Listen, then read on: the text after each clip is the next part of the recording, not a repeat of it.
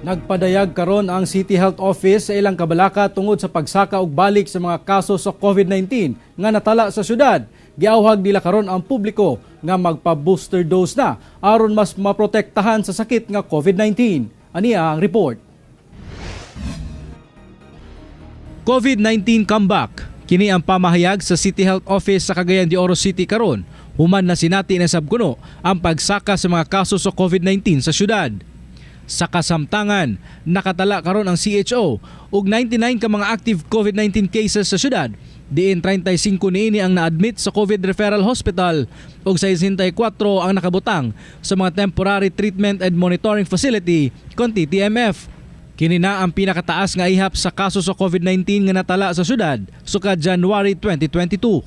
Sayang sad kung dili pud ta magpa-boost o dili ta magpa-shot as booster 1 kay tinuod nag-surge na pod balik si COVID. Sagad sabkuno sa mga natalang mga kaso karon sa COVID-19 sa syudad, gitawag nila nga reinfection o katong mga natakda na sa una o natakda na sa pagbalik. Busa mas gipakusgan pa karon sa City Health Office ang booster dose vaccination drive.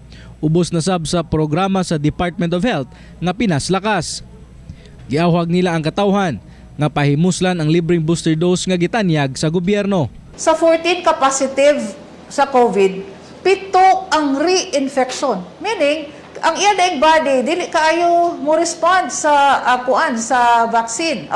Sa vaccine. That's the reason nga importante gyud kaayo ang booster para nga mo-improve agud ang imong level of immunity. Kauban si Jaybert Pairat sa kamera. Ako si James Paulo Yap para sa One Mindanao.